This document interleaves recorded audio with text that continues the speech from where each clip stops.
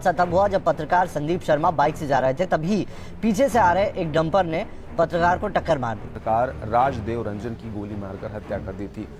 Senior editor Sujat Bukhari was shot dead while he was stepping out of his office in Srinagar. Murder of a journalist Mukesh Chandrakar in Chhattisgarh has sent shockwaves across the country. Gauri Lankesh's death prompted spontaneous demonstrations in numerous towns and cities.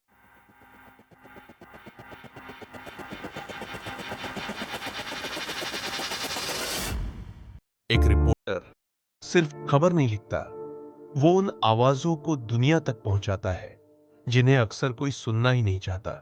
लेकिन जब सच किसी ताकतवर system, किसी mafia या किसी हिंसक टकराव से टकराता है, तो सवाल सिर्फ स्टोरी का नहीं रहता, सवाल रिपोर्टर की जिंदगी का बन जाता है।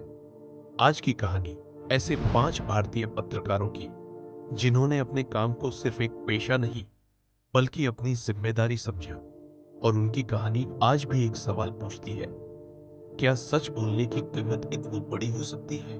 हर पत्रकार की कहानी अलग है, लेकिन इन पांचों में एक बात समान है, ये सभी उन जगहों तक पहुंचे जहां अक्सर कैमरे नहीं पहुंचते। 1. मुकेश चंद्राकर, छत्तीसगढ़ के बस्तर में। मुकेश चंद्राकर उन पत्रकारों में थे जो संघर्ष प्रभावित और आदिवासी इलाकों से रिपोर्टिंग करते थे। उन्होंने एक सड़क निर्माण परियोजना में कथित गड़बड़ियों को उजागर किया। स्थानीय रिपोर्ट्स में घटिया निर्माण और सरकारी पैसों के गलत इस्तेमाल पर सवाल उठाए जा रहे थे। जनवरी 2025 में मुकेश अचानक लापता हो गए। कुछ दिनों बाद उनका शव एक ठेकेदार के परिसर में बने सेप्टिक टैंक से मिला। पुलिस ने कई लोगों को गिरफ्तार किया और आरोप लगाया कि हत्या का संबंध उनकी रिपोर्टिंग से हो सकता है। यह मामला अब भी कानूनी प्रक्रिया का हिस्सा है। उनकी मौत में एक बार फिर सवाल खड़ा किया, क्या दूर दराज इलाकों में रिपोर्टिंग करना पहले से भी ज्यादा खतरनाक हो चुका है?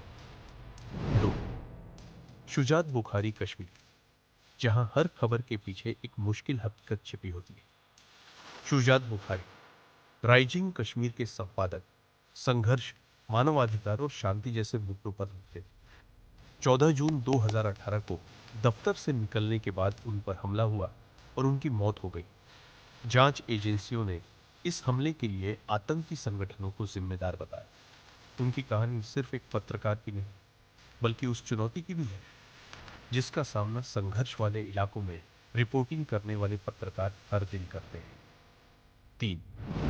संदीप शर्मा, मध्य प्रदेश के पत्रकार संदीप शर्मा अवैध रेत खनन पर रिपोर्टिंग कर रहे थे। मीडिया रिपोर्ट्स के मुताबिक उन्होंने कुछ स्टिंग ऑपरेशन किए और अपनी सुरक्षा को लेकर चिंता भी जताई थी।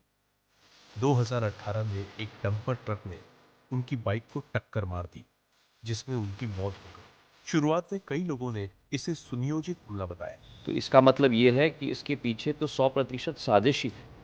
लेकिन बाद में सीबीआई ने कहा कि साजिश साबित करने के लिए पर्याप्त सबूत नहीं मिले और इसे सड़क दुर्घटना माना गया।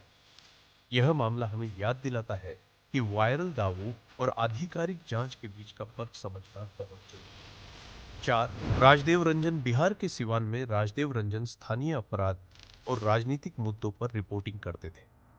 मई 2016 में घर लौटते समय उन पर हमला हुआ और उनकी मौत हो गई। इस मामले की जांच सीबीआई को सौंपी गई और इसने पूरे देश का ध्यान छोटे शहरों के पत्रकारों की सुरक्षा की ओर खींचा।